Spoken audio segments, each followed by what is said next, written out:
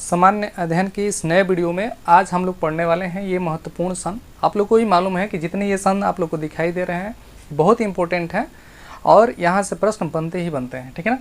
तो जैसा कि देख रहे हैं आपके सामने कुछ महत्वपूर्ण सन हम लिखे हैं। इस सन में जो घटित घटनाएं हैं, जो महत्वपूर्ण कार्य हैं, उसके बारे में मैं बताऊंगा और आप लोग हमारे साथ ही इसको याद करते चलिएगा, ठीक है ना। आइए देखते हैं। जो पहला सन है 1885 में, और ये सबसे आसान है और लगभग सबको याद होता है। आप लोग को मालूम है कि 1885 में क्या हुआ था, तो कांग्रेस का स्थापना हुआ था। याद रखिएगा, 1885 में क्या हुआ था, कांग्रेस की स्थापना हुआ था, ठीक है ना। उसके बाद अगले सन पे चलते हैं 1893 ईस्वी में। आप लोग को मालूम होगा कि महात्मा गांधी 1893 ईस्वी में ही भारत छोड़ करके और अफ्रीका गए थे, ठीक है ना। तो महात्मा गांधी 1893 ईस्वी में भारत छोड़कर अफ्रीका गए थे वकालत करने के लिए। तो महात्मा गांधी कहाँ गए थे, अफ्रीका गए थे 1893 ईस्वी में। वहाँ पर जाकर उन्होंने अल-इस्टा आश्रम का स्थापना किया था, फोनिक्स फार्म का स्थापना किया था। ये सारी चीज़ें आप याद रखिएगा। 1905 में क्या हुआ था, तो याद रखिएगा 1905 में हुआ था बंगाल विभाजन। 1905 में क्या हुआ था, बंगाल विभाजन। ये यहाँ से प्रश्न एक और बनता है कि किसके शासनकाल में बंगाल विभाजन हुआ था, यानी उस समय गवर्नर जनरल कौन था। याद रखिए, जब 1905 में बंगाल विभाजन हुआ था, बंगाल का विभाजन हुआ था, उस समय गवर्नर जनरल था लॉर्ड कर्जन। याद रखिएगा, कर्जन था। 1907, ये कई बार प्रश्न पूछा गया है। 1907 में कांग्रेस का विभाजन हुआ था। याद रखिए, सूरत के अधिवेशन में 1907 में कांग्रेस का विभाजन हुआ था सूरत के अधिवेशन में, ठीक है ना। इस समय कांग्रेस जो है दो गुटों में बट गया था, नरम दल और गरम दल, ठीक है ना। 1911 आप लोग को बहुत बता दें कि बहुत इंपॉर्टेंट ये सन है, क्योंकि ये कलकत्ता में अधिवेशन हुआ था कांग्रेस का 1911 में। और यहाँ पर भारत का जो राष्ट्रगान है, राष्ट्रगान जनगण मन, ये गाया गया था।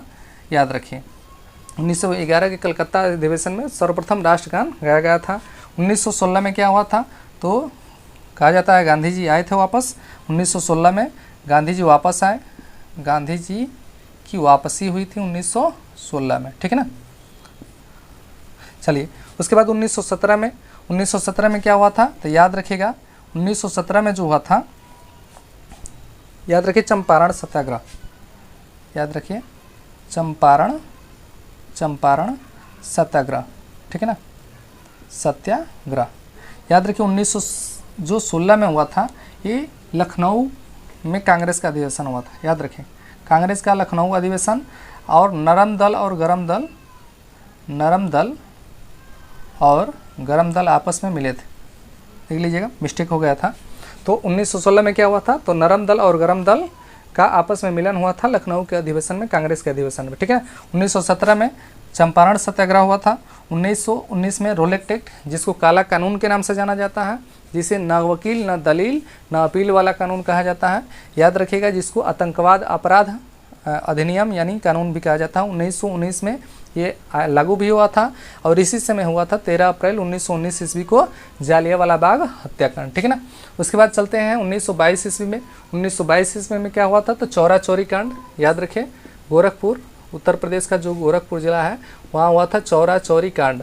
और इसी घटना के बाद, याद रखिए, चौरा चौरी घटना के बाद ही महात्मा गांधी ने असहयोग आंदोलन वापस ले लिया था, ठीक है ना। उसके बाद 1923 ईस्वी में, याद रखिए, भारत का ये यहाँ पे स्वराज पार्टी का स्थापना हुआ था, जिसकी स्थापना दो लोगों ने मिलकर किया था, चित्तरंजन दास और मोतीलाल नेहरू। याद रखिए, मोतीलाल नेहरू और चित्तरंजन दास जो है, दो लोगों ने स्वराज पार्टी का स्थापना किया था 1923 ईस्वी में।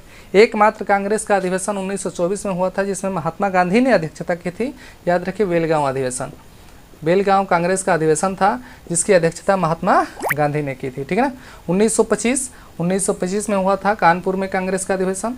याद रखिएगा, 1925 में हुआ था कानपुर में कांग्रेस का अधिवेशन, जिसकी अध्यक्षता सरोजनी नायडू ने किया था। याद रखिए, जिसकी अध्यक्षता किसने किया था, सरोजनी नायडू ने किया था, ठीक है। तो ये थे कुछ महत्वपूर्ण सन और उनसे संबंधित जो घटना है। यदि आपको ये वीडियो पसंद है तो प्लीज़ वीडियो को लाइक कीजिएगा। मिलते हैं अगले वीडियो में, तब तक देखते रहिए आप लोग का अपना चैनल रुद्रा क्लासेस। जय हिंद।